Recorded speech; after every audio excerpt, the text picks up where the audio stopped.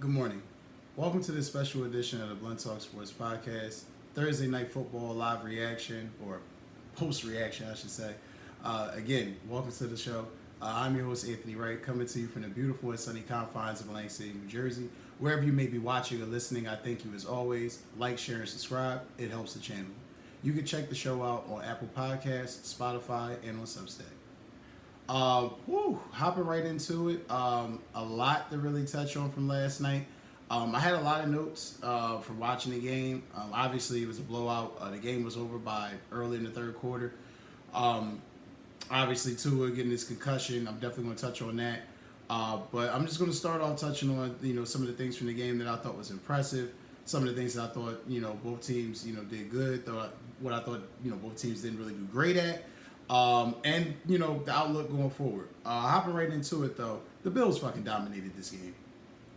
Buffalo has been Miami's kryptonite. I believe if I'm correct, it was on Nightcap with Shannon Sharp and Chad Johnson, or Ocho Cinco.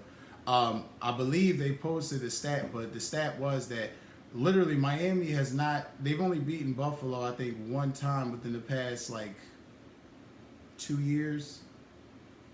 It's startling. It's startling. Josh Allen's obviously the difference, and the playmakers that they have been the difference. But last night's game, James Cook getting in on the action, Shakir getting on the action, Josh Allen doing what he needed to do, making plays, stretching the defense, rolling to his right a lot, extending the play. I mean, he didn't even do much. I mean, Josh Allen literally he was 13 of 19, 139 yards, and one touchdown. That was defense, running game. That was a complete team effort. I give the Bills immense credit. Everybody talked about, how nervous they thought they were going to be out to start because, Stephon Diggs wasn't there. I'll admit, I was curious to see how the offensive line would play, being that they lost a lot of linemen. But so far, so good. And, beat Arizona. You beat Miami, you're 2-0, so definitely a good start to how you wanted to start the season for Buffalo. I definitely liked how I spoke with James Cook. I liked on how the defense played. I thought the defense was very aggressive and tenacious. They were getting after Tua. Forcing Tua into some horrible throws.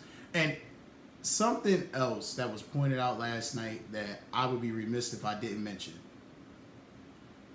Bill Belichick made this quote, and I'll make sure I post it in the notes for the show. But Bill Belichick made this quote some years ago where he spoke on when they played the Colts and they were playing Peyton Manning and the Colts and how were they so successful against the Colts early on. And he had a great philosophy, and it actually makes complete sense. And it goes like this. Essentially, I know you got the bells and whistles on the outside. You got Reggie Wayne, you got Marvin Harrison, you got elite guys on the outside. Now it's really I know that you really want to get the ball to them. I know you really want to throw. So I'm going to allow you some yards to get with the running backs. But I really am going to take these guys away, and I want you to beat me with what you got. And it worked. For a long while, it worked against Indianapolis, But it just seems like Miami, Tua, big games, big spotlights. This was a huge question. He got paid. And we knew what his record was in primetime games. We knew what his record was against elite teams. And yet Chris Greer paid him. And I would obviously, there was before I even get into that, clock management.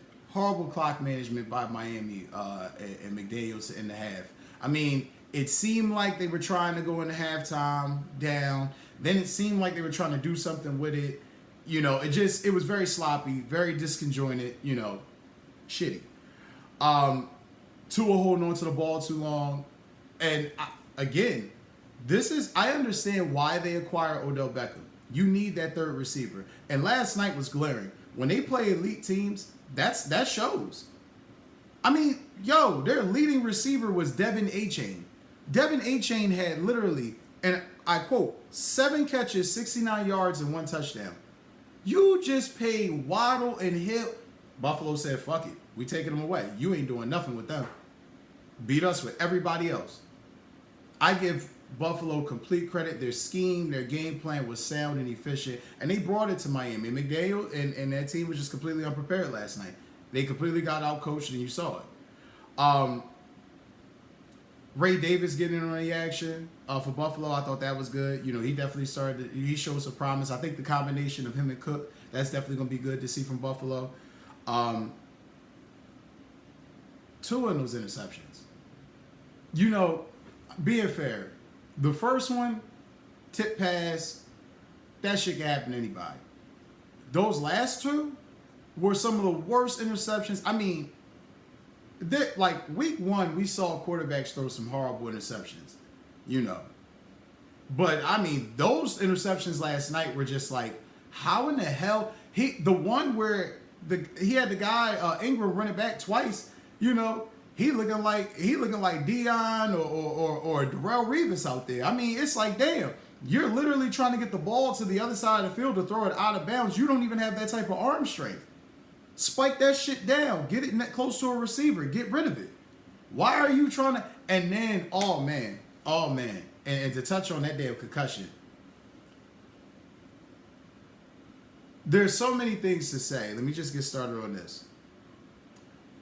When you know you have a history of concussions, when you know you have a history of getting knocked in your damn head and your bell getting rung, why are you not sliding? Now, it's amazing to me, right? Because, see, I peeped how it was going. Game was getting out of hand. Crowd was restless. Play calling was inconsistent. Didn't really want to stick with the running game. Because Devin A-Chain had 22 carries for 96 yards. You could have kept feeding him. That would have eventually wore down the Bills, and you could have started getting that play action and splitting the guys wide and doing all that fancy, flexy, sexy shit that they like to do with their offense. However, because you didn't remain consistent with it, because the game was so out of hand, you just said the hell with it. We're going to stop giving it to him. Just again, outcoached. But again, Tua, bad interceptions. Then the concussion. You're running. I mean, and that concussion was so like I've played, y'all. I've seen dudes get knocked out. You know, I've had a concussion not outside of football before. You know, and I'm telling you, like, you literally, when you get your bell rung the first time, it's like, all right, I gotta be cognizant. My shit's shaking. When you got a history like this guy, who's been, I mean, it's on video, him stumbling across the field, not getting up, like, why in the hell didn't you slide? Because he got the bag. Because he got the money. He was trying to rile the crowd up. He was pissed off at how things were going. He was trying to create a spark. You create a spark by getting that first down and getting down. Now, you done ran into Damar Hamlin's thigh and damn torso, and now your ass all rocked and knocked out. It's crazy, man. It was a stupid play. It just didn't make any sense. And it put your team in an even worse situation, because clearly Skylar Thompson wasn't ready. He wasn't ready. Okay? And the Bills defense was swarming on him all day, the rest of the damn game. I mean, it was terrible. And which leads me to my next point. You paid this man all this money knowing his concussion history. You knew already. You knew he's suffered numerous concussions. He's the future of the franchise. Is he? That's a legitimate question now, because honestly, the only options Tua has right now as an NFL football player is to wear a Guardian cap or retire. And if he retires early, Chris Greer will be held liable. No one is going to be mad at Tua if he retires. Everyone will hold Chris Greer liable because you paid him that money and you knew the consequences. You knew the risk. So again, I've said it all offseason. Chris Greer is under the spotlight. Chris Greer is under pressure. And everybody sat there, numerous people I talked to, Dolphins fans are like, yeah, but you know, the team nice. And I'm like, guys, he paid Odell knowing Odell was injured. He paid Tua with the concussion history. He's banking on guys having successful seasons out of the new environment, getting paid. I mean, you have medical staff, analytics, statisticians. What the fuck are we talking about? You know what's going on.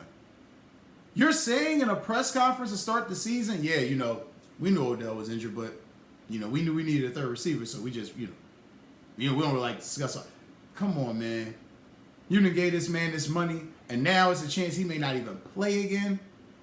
And granted, I'm speaking hyperbolically. It's early. We have no idea what Tua is going to decide. I hope that man heals. I hope he's fine. I hope he's okay. I hope that he gets all the medical attention and care that he needs, because it's tragic that he can't play the position that he loves like that without that risk being there. And that's something that people take for granted all the time because they're football players. That, oh, well, you assume the risk. Hell yeah, you assume the risk. But when it happens, you still feel compassionate for the man because, damn, he's a human being.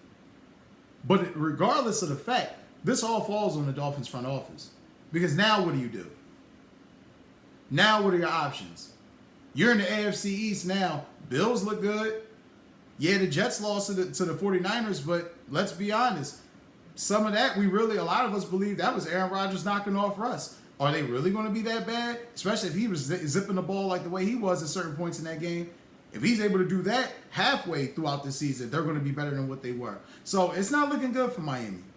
Early on, they're going to have to really figure out what they're going to do until Tua comes back, or if Tua comes back. Because there was never a succession plan. You fire Brian Flores. You fired him because he didn't want to tank. Now, you didn't get Justin Herbert. You didn't get any of those other quarterbacks. Now, look, you paid this man out of desperation because you didn't have anybody else, and now you're screwed. It's crazy. I mean, I don't know. But I definitely want to say this, though.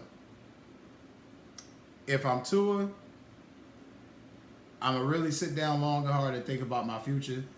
And being that money's secured and injury money is secured, we went over his contract when he got paid. It's something to think about. Like I said, or wear the Guardian cap. It is legalized now in the game. Nobody's going to be ashamed of him or look at him crazy for it, knowing his history. But outside of getting out-coached and outclassed and out-physical, the Dolphins are getting outsmarted. And they may be looking for a new GM at the end of the season with the way shit's going.